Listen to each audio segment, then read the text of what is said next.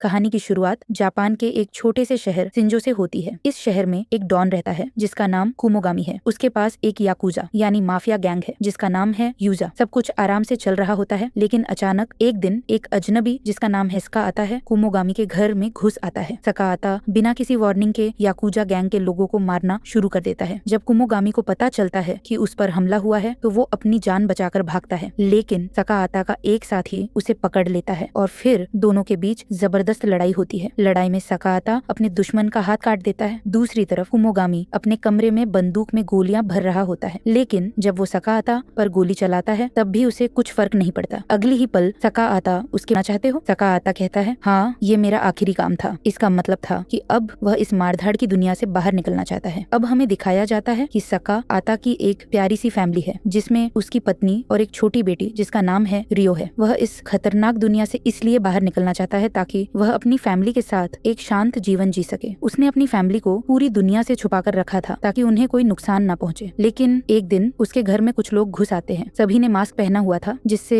उनकी पहचान करना मुश्किल होता है और उनका लीडर भी मास्क में होता है। वो सका आता से कहता है, तुमने याकुजा गैंग को खत्म करके हमारा काम आसान कर दिया। आगे चलकर तुम मेरे लिए खतरा बन सकते हो। फिर सका आता अपनी बेटी को बचाने की कोशिश करता है, लेकिन उसकी फैमिली खतरे में होती है। फैमिली की जान बचाने के लिए वो रुक जाता है। तभी एक आदमी उसकी पत्नी को गोली मार देता है और उसकी मौके पर ही मौत हो जाती है। इसके बाद वो लोग उसकी बेटी रियो को भी गोली मार देते हैं। सकाता की आंखों के सामने ही उसकी पूरी फैमिली को बेरहमी से मार दिया जाता है और फिर उनमें से एक आदमी सकाता को सीधा उसके सिर पर गोली मारता है। बाद में मीडिया में ये खबर फैलाई जाती है कि सकाता नाम का एक पागल आदमी था जिसने अपनी बीवी और बेटी को खुद ही मार डाला। असल में ये सब एक साजिश थी ताकि सकाता को बदनाम किया जा सके और असली गुनहगार बच सके। लेकिन ट्विस्ट यहाँ पर आता है जब हमें पता चलता है कि सकाता मरा नहीं। सीन बदलता है और हमें एक इंटरव्यू सेशन दिखाया जाता है। इस इंटरव्यू में शिंजो शहर के मेयर सुनोहरा दिखाए जाते हैं। वो मीडिया के सामने कहते हैं कि वो शहर में बहुत बड़ा बदलाव लाने वाले हैं। वो एक नई जगह बनाना चाहते हैं जिसका नाम होगा महाबा पैराडाइज, जहाँ क्लब, थिएटर, कसिनो और दूसरी कई सुविधाएं होंगी। इंटरव्यू के दौरान एक जर्नलिस्ट उनसे सवाल करता है कि शिंजो में तो हर दिन क्राइम हो रहा है, आपने मेयर बनने के लिए क्या याकुजा गैंग को मरवाया था? कुछ लोग कहते हैं कि आपने खुद लोगों को मरवा कर अपनी सीट पक्की की है। क्या यह सच है? सुनोहरा इस सवाल का कोई सही जवाब नहीं दे पाता। वो बस कहता है कि तो, लेकिन सुनोहरा उसकी बात दबा देता है और इंटरव्यू जल्दी खत्म कर देता है। रात के समय वही जर्नलिस्ट एक आदमी से मिलकर सुनोहरा की ओर जानकारी ले रहा होता है। जैसे ही वो उस आदमी को पैसे देता है, वहाँ एक मास्क पहना हुआ इंसान आ जाता है। जर्नलिस्ट उसे देखकर डर जाता है और भागने की कोशिश करता है, लेकिन मास्क वाला आदमी उसे पकड़कर मार डालता है। वहाँ पर एक और मास्क पहना आदमी मौजूद होता है। वो दूसरे आदमी के हाथ में गन पकड़ाता है और उसे मजबूर करता है कि वह अपने ही साथी को मार दे। वह यह दिखाना चाहता है कि यह ग्रुप कितना बेरहम और खतरनाक है। उधर रात में सका आता को उसकी देखभाल करने वाले आदमी के द्वारा खुले में घुमाया जा रहा होता है। जब वो दोनों वापस कमरे की तरफ जा रहे होते हैं, तभी पीछे से एक आदमी आता है और सका के हाथ पर चाकू से हमला कर देता है। असल में ये वही आदमी था जिसका हाथ कई साल पहले सका ने काटा था। अब वो बदला लेने आया था। चाकू लगने के बाद सका को अस्पताल में भर्ती कराया जाता है। उसके कमरे के बाहर 2 पुलिस वाले तैनात होते हैं। पुलिस वालों का चीफ सिनोजुका नाम का एक आदमी आता है। वो दोनों गार्ड्स को पैसे देता है और कहता है, जाओ कुछ खा पी लो, जिससे गार्ड्स चले जाते हैं और सिनोजुका मास्क पहनकर कमरे में घुसता है। दरअसल यही आदमी सका की फैमिली की मौत में शामिल था। वो अब सका को इंजेक्शन देकर मारने आया था, लेकिन सका को यह सब याद था। सका हिम्मत करके खड़ा होता है और उस पर हमला कर देता है। हालांकि उसका शरीर पूरी तरह ठीक नहीं था, फिर भी वह जैसे तैसे लड़ता है और उसका गला दबाकर उसे मार डालता है। जब फिजू को यह पता चलता है कि सका अस्पताल में है, वह उसे तुरंत देखने आता है। वह देखकर हैरान हो जाता है क्योंकि सका अब अपने पैरों पर चल रहा होता है। उसे धीरे धीरे अपनी यादें भी वापस आने लगती हैं। जिन लोगों ने मास्क पहने थे, उन सब के मास्क उसके दिमाग में ताजा हो जाते हैं और यादें लौटते ही सका पूरी तरह से ठीक हो जाता है। अब कहानी फिर से आगे बढ़ती है, जहाँ हमें एक फैक्ट्री दिखाई जाती है। यहाँ पर लड़कियों से जबरदस्ती ड्रग्स पैक करवाया जा रहा होता है। इस धंधे का मालिक इकागो नाम का आदमी होता है। दूसरी उन्हें भी इस धंधे में धकेला जा सके। इन लड़कियों के बिजनेस को एमास चला रहा होता है। ये सब लोग मास्क पहनते हैं, जिससे साफ होता है कि ये सब एक ही ग्रुप के सदस्य हैं, बस इनका काम अलग अलग है। कोई ड्रग्स बेचता है तो कोई लड़कियों का धंधा करता है। अब फिजू को दिखाया जाता है, जो